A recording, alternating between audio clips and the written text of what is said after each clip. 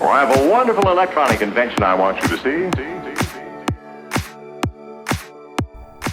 Formula One teams are an incredibly creative and innovative bunch, a trait that can often place them in hot water with their rivals when they're considered to have overstepped the mark.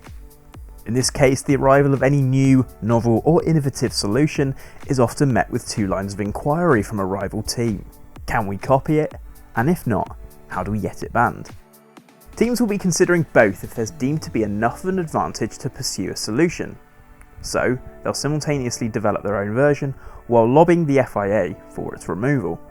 This can lead to something of a political battle, but in recent years it's been unusual for the FIA to ban a solution outright, as usually the team that's developed it will have been in close contact with the governing body to ensure it falls within the bounds of the regulations.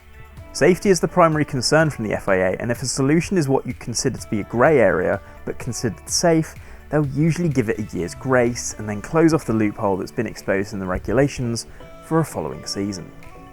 And that's exactly what happened when a new solution appeared in 2010 on the McLaren MP425 during pre-season and immediately took centre stage: the F-Duct. Capturing the imagination of fans, media and other teams alike, the solution was an absurdly complex way of reducing drag that only a Formula One team would dare conjure up.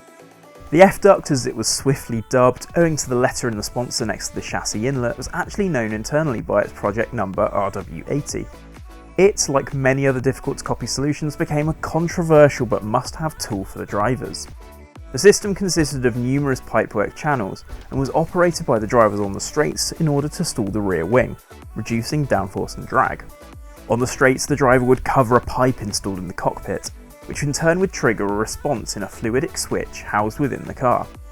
This diverted airflow collected by the airbox to the rear wing, disrupting the flow on the underside and causing it to stall, reducing downforce and, as a consequence, drag. The driver either used an elbow or a knee to cover the hole in the cockpit, activating the system. Over the 2010 season, the snorkel inlet on top of the chassis had several redesigns in order to improve the flow in and around it. The level of downforce and drag reduction required for each circuit also meant that McLaren had different options available to it at the end of each spectrum. Monaco resulted in the team using supplementary inlets and outlets in the main plane, while in Monza they opted to use a conventional low downforce assembly on Lewis Hamilton's car, but Jenson Button liked the F-Duct setup. Although this gave Button a straight line disadvantage overall during the Italian Grand Prix with the high downforce wing, he had much greater pace in the corners as a result. Lewis Hamilton crashed out early on, ending any chance to see how the two different approaches played out over the course of the race. McLaren also made a revision to the entire rear end of the assembly in Japan, with the ducting presented to the main plane rather than the top flap, resulting in the corresponding slot on the rear face of the wing being moved as well. The copycat designs then started to litter the field, and interestingly enough it was Sauber who was the first team to introduce their own version of the F-Duct, arriving the second round of the championship in Australia. Sauber's design differed from McLaren in several ways, with the snorkel placed on the side pod rather than the chassis, while the system fed the rear wing main plane rather than the top flap. To stabilise flow around the rear wing, they also chose to use an extra slot to feed the main plane, in keeping with the solution they used in the Singapore Grand Prix in 2009. Mercedes introduced their first version of the F-Duct at the Chinese Grand Prix, albeit in a very different guise to the other teams, diverting it through the rear wing end plates, avoiding the shark fin. Ferrari also tested its initial version of the F-Duct at the Chinese Grand Prix, and would subsequently make changes to the system over the next few races in order to improve its operation. Rather than redesign its airbox, the Scuderia used supplementary inlets on the side of the airbox to feed the F-Duct, as the airbox had already been optimised to feed the right amount of airflow to the engine.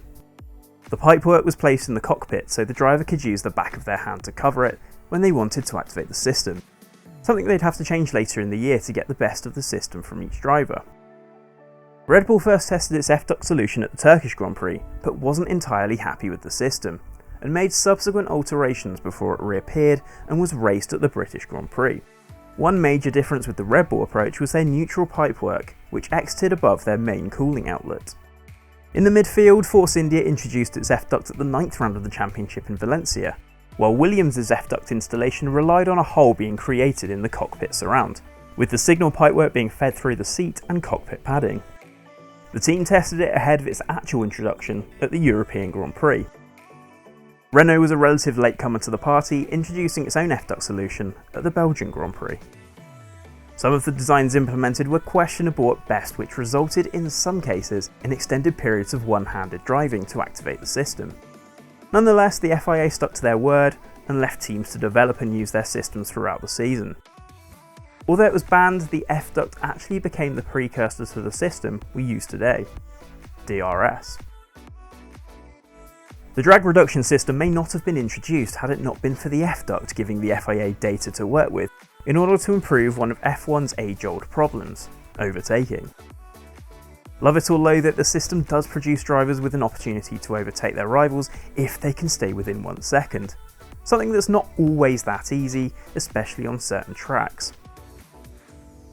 The F-Duct also went on to spawn 2 more solutions that Mercedes would use over the course of the next 2 years, the first being the W-Duct.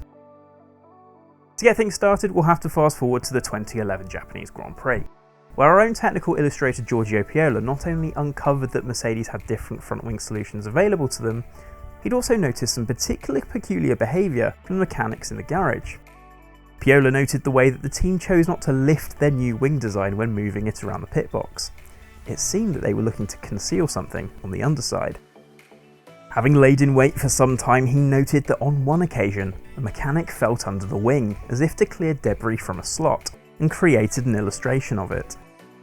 Michael Schumacher's crash in Korea then confirmed the theory, as outlets were being laid bare on the wing when the car was hoisted off the recovery truck. This W-Duct solution took cues from what had been learned from the team's research into the F-Duct and channeled airflow from the nose tip down the wing pillars and out through the slot in the underside of the front wing. Unlike the driver-activated F-Ducts, this was a passive solution that looked to alter the front wing's characteristics as speed built, in order that downforce and drag reduced the use of DRS. This was fine during qualifying when DRS use was unlimited, but during the race it could be quite unsettling. The solution's existence would be short-lived in any case, as for 2012 the FIA had made changes to the regulations that stipulated that the inlet at the end of the nose may no longer be used for anything other than the purposes of driver cooling. Enter stage left double DRS. A solution that took the original W-Duct concept and paired it with the DRS, by way of pipework that ran the length of the car. The system wasn't all that complex, but much like the F-Duct, it relied on space having been left within the car to allow for all of the pipework to be routed through. As such, the other teams sought to have it banned, rather than build their own versions. Lazy.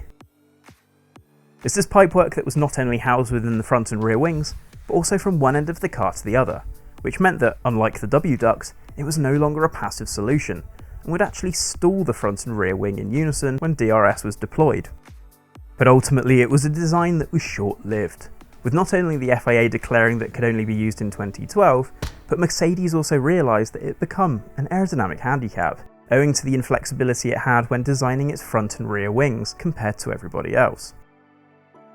Lest we forget that this was a point in Formula 1's history when flexi wings were at their most prominent, a feature that Mercedes was unable to fully exploit owing to the construction of their front wings. Meanwhile, the rear wing end plates had to be a certain thickness, not only to enclose the pipework for the system, but also the actuation for the DRS.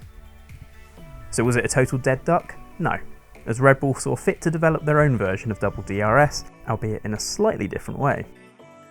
The solution introduced by Red Bull at Suzuka might have only had a short shelf life, owing to the impending rule changes, but the team decided it was worth the effort anyway, and used the pipework in the rear wing and DRS to stall the lower beam wing too.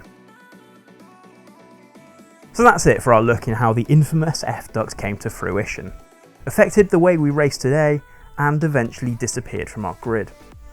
But what are your thoughts on the F-Duct? Do you think it should be allowed once again, or should it have been banned before it even got to the track?